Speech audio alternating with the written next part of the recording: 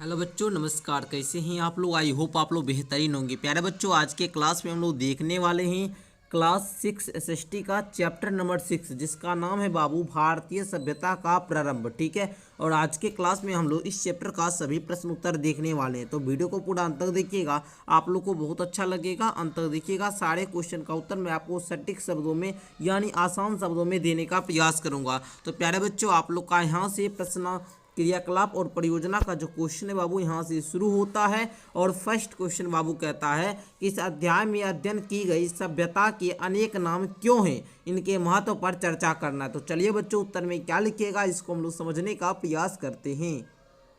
तो देखना बच्चों, उत्तर में आप लोग लिखना शुरू करो। लिखो कि इस सभ्यता को कई नामों से जाना जाता है, जिसमें हड़प्पा, सिंधु और सिंधु सरस्वती शामिल है। ये नाम इसके भौगोलिक और सांस्कृतिक महत्व को दर्शाते हैं। हड़प्पा शब्द हड़प्पा शहर से आया है, जो 1920 के दशक में खुदाई किया गया पहला स्थल था। ठीक है, दूसरा पॉइंट है बाबू कि सिंधु का तात्पर्य सिंधु नदी से है, जो सभ्यता के विकास का केंद्र थी। आगे है बाबू कि सिंधु सरस्वती सरस्वती केंद्र के महत्व पर प्रकाश डालती है, जिसने कृषि और व्यापार को क्या क्या बाबू बढ़ावा दिया। आई होप कि आप लोग को क्लियर हो चुका होगा। फर्स्ट क्वेश्चन के उत्तर में आपको इतना ही लिखना है। आइए सेकंड क्वेश्चन को हम लोग देखते हैं। तो प्रश्न संख्या 2 पर ध्यान देंगे सारे बच्चे। प्रश्न संख्या 2 कह रहा है बच्चों की सिंधु सरस्वती सभ्यता की उपलब्धियों का सार देते हुए संक्षिप्त रिपोर्ट आपको लिखना है। तो चलिए बच्चों, उत्तर किस प्रकार से लिखोगे इसको हम लोग समझने का प्रयास करते हैं।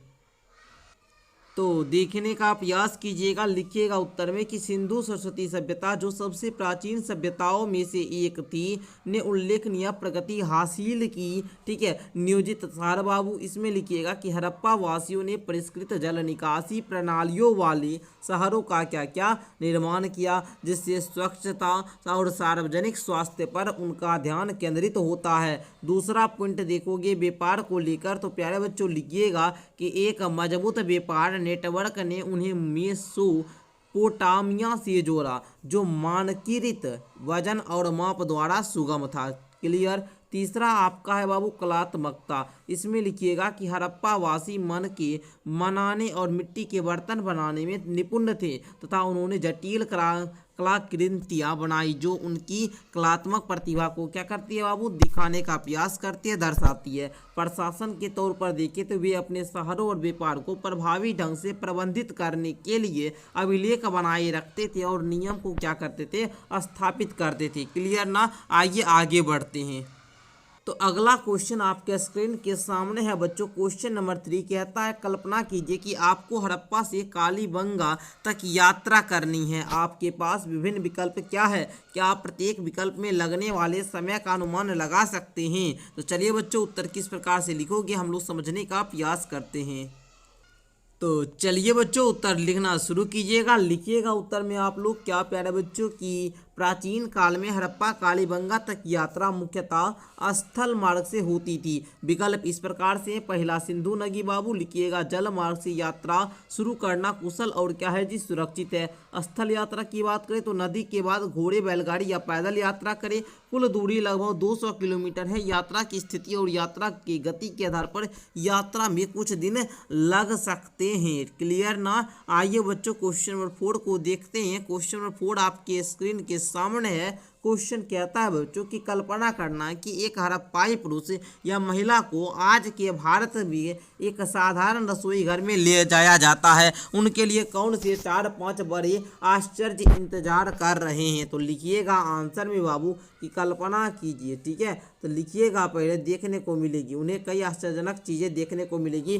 पहला लिखिएगा कि रेफ्रिजरेटर और माइक्रोवेव जैसे विद्युत उपकरणों की उपस्थिति आज देखकर आश्चर्य होगा। दूसरा, प्रसंस्कृत और पैकेज खाद्य पदार्थों की अद्भुत विविधता, साथ ही नलों के माध्यम में उपलब्ध बहता पानी को देखकर उनको आश्चर्य होगा। तीसरा बाबू की खाना पकाने के लिए पारंपरिक लकड़ी के बजाय गैस या बिजली के चूल्हे का उपयोग देखकर आश्चर्य होगा। चौथा लिखिएगा आधुनिक बर्तनों और कुकवेयर को देखकर, जो कुकर होता है बाबू, कुकर, ठीक है, देखकर आश्चर्य होता है, विशेष रूप से जो स्टेनलेस स्टील और नॉन स्टिक सामग्री से बने होते हैं। क्लियर समझे। आइए बच्चों अगला क्वेश्चन देखते हैं। क्वेश्चन नंबर 5 पे सारे बच्चे ध्यान दीजिएगा। कहता है इस अध्याय के सभी चित्रों पर दृष्टि डालते हुए उन आभूषणों, हाव भाव वस्तुओं की सूची बनाइए जो अभी 21वीं शताब्दी में परिचित प्रतीत होती है। तो चलिए बच्चों आंसर समझते हैं हम लोग।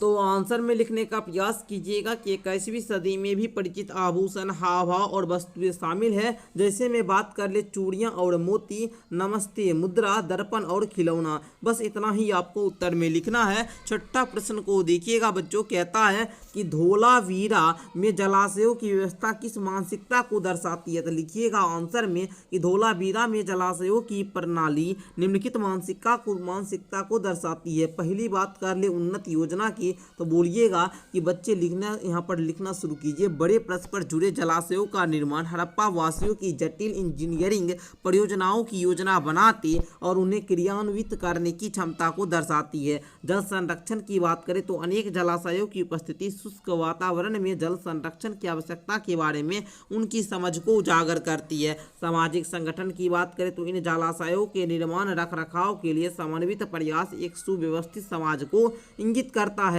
जो सार्वजनिक कल्याण को प्राथमिकता देता है। आगे स्थायित्व में उनकी कुशल जल संचयन और वितरण प्रणालियां भावी पीढ़ियों के लिए स्थायी जीवन स्थितियां बनाने में दूरदर्शिता को दर्शाती है। आगे बढ़िएगा बच्चों, अगला प्रश्न को देखिएगा, क्वेश्चन नंबर 7 को बाबू मोहनजोदड़ो, ठीक है, में ईंटों से निर्मित 700 कुओं की गणना की गई है। ऐसा लगता है कि उनका नियमित रूप से रखरखाव किया जाता रहा है। अनेक शताब्दियों तक उनका उपयोग किया जाता रहा। निहितार्थों पर आपको चर्चा करना। तो चलिए बच्चों आंसर में क्या लिखिएगा इसको समझने का प्रयास करते हैं। तो उत्तर लिखना शुरू कीजिएगा मेरे भाई। उत्तर लिखो जल्दी से कि परिष्कृत शहरी परियोजना 700 कुओं की उपस्थिति उन्नत शहरी नियोजन और विकेंद्रीकृत जल आपूर्ति पर ध्यान केंद्रित करने को दर्शाती है। जैसे मैं बात कर ले विश्वसनीय जल आपूर्ति का महत्व को लेकर, तो सभी निवासियों के लिए जल तक पहुंच शहरी जीवन के लिए इसकी आवश्यकता के बारे में हड़प्पा वासियों की समझ को दर्शाती है। ध्यान रखें बाबू, अगर आप लोग क्लास ये जो 6 वाला है इसमें सारे विषय का क्वेश्चन आंसर का PDF लेना चाहते हैं तो मात्र 199 रुपया में मिल जाएगा। लेने के लिए क्या कीजिए आप लोग 7488600620 पर कॉल करके आप लोग बोलेंगे हमको क्लास 6 का क्वेश्चन आंसर का PDF लेना है या नोट्स का PDF लेना है, तो 199 रुपया आपको पेमेंट करने के लिए बोला जाएगा। पेमेंट करके आप ले सकते हैं, बहुत ही कम फी है, तो जल्दी से आप लोग संपर्क कर सकते हैं। आगे बढ़ेंगे बच्चों, सुव्यवस्थित शासन कहता है सदियों में से इन कुओं का निरंतर रख रखाव सार्वजनिक उपयोगिताओं के प्रबंधन हेतु एक स्थिर कुशल प्रशासनिक प्रणाली का संकेत देता है। आगे सामाजिक स्थिरता और निरंतरता की बात करें तो कुओं को दीर्घकालिक उपयोग और रख रखाव, सतत शासन, मिशन रचनाओं और सामुदायिक प्रयासों के साथ एक स्थिर समाज को क्या करता है बच्चा, सुझाव देता है। लोक कल्याण के प्रति प्रतिबद्धता, कुओं के व्यापक उपलब्धता सार्वजनिक स्वास्थ्य के प्रति मजबूर प्रतिबद्धता को दर्शाती है, जो यह सुनिश्चित करते हैं कि सभी नागरिकों को स्वच्छ जल क्या हो, उपलब्ध हो। समझे, क्लियर है ना। आइए बच्चों अगला प्रश्न देखने का प्रयास करते हैं।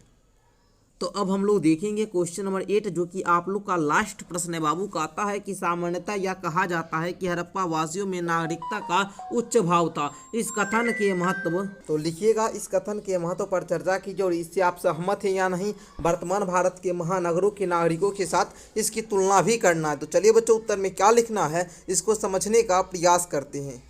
तो उत्तर में लिखना शुरू करो मेरे भाई। उत्तर में लिखो कि हड़प्पा कालीन शहरों का सावधानी पूर्वक डिजाइन किया गया लेआउट, जिसमें चौड़ी सड़कें और एक मानकीकृत जल निकासी व्यवस्था शामिल है, शहरी जीवन स्थितियों में सुधार के प्रति प्रतिबद्धता को दर्शाता है। आकार की परवाह किए बिना घरों की एक समान गुणवत्ता सभी हड़प्पा वासियों के लिए निष्पक्षता और समर्थन पर सामुदायिक ध्यान का संकेत देती है। प्रभावी जल निकासी व्यवस्थाएं सार्वजनिक स्वास्थ्य और स्वच्छता को एक मजबूर प्राथमिकता देती है। आगे देखिएगा, आधुनिक भारत शहरों में तुलना में ये सब पॉइंट आप लोग लिखना चाहे तो पॉइंट आप लोग लिख सकते हैं, क्योंकि जितना अच्छा तरीका से पॉइंट लिखते हो आपको नंबर भी उतना अच्छे तरीका से एग्जाम में आता है, तो आप लोग बढ़िया से लिख लोगे।